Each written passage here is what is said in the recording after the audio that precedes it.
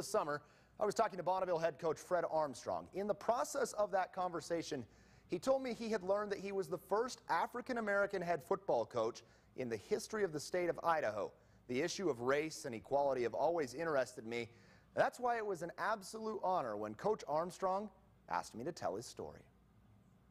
Well, for me, that's just a major honor because I'm proud of who I am and where I come from. Born an East Coast guy, Fred Armstrong grew up in Scotch Plains, New Jersey, just a short drive outside of downtown New York City. An all-state running back in high school before attending college and playing football at Fullerton as well as Townsend.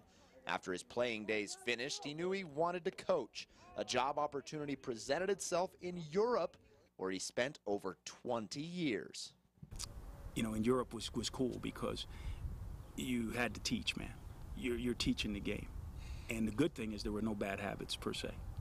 A divorce from his wife caused a change in the family. Armstrong and his kids moved back to the States, where his daughter and son were excited to attend an American high school. It was at that point a man who had spent time at nearly every level, including the NFL with the New York Giants, decided to tackle the one spot he had yet to go: high school football.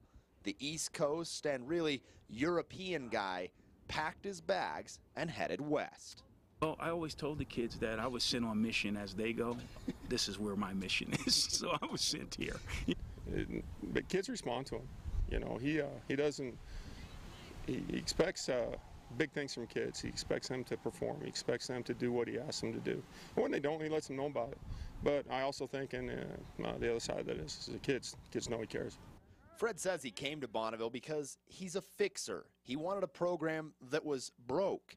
He went to work and the changes began to show. The close games the Bees lost in year one became close games they won in year two. A state playoff berth and an oh-so-close chance to the state championship game. That's the Coach Armstrong that you've seen. But under the Giants hat and the whistle, you'll find Fred, a man who's not only changing a program, but changing years of quote-unquote how things have been. I have Polynesian coaches. I have other Afro-American coaches together with my white coaches. I believe in diversity. I show my kids on the field what diversity means. We enjoy each other's different ways. I'm always about, if you're qualified to have it, you should. If you're a good coach, it shouldn't matter if you're black, white, orange, or purple. Armstrong says it surprised him to learn that he was the first African-American high school football coach in Idaho history, but he's also not scared to help pave the way for others who will surely follow. We all love where we come from. You have to be, if you don't, then something's wrong with you. You know, I love me and I love the way I look, even though I look a little older, but I love who I am. And I think that's what I try to teach the kids, you know, is that love who you are and what you're about, you know. And I think that's the way I can carry things on, is to do my job properly, treat people properly, keep to help young men moving forward.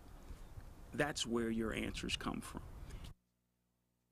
Coach Armstrong says he loves teaching at Bonneville High School. He enjoys using his life experience to help the students understand the world they live in. He and his beautiful new wife, Darlene, are excited to be a part of the Bees program. I sat down with Coach Armstrong for about a half hour that day at Thunder Stadium.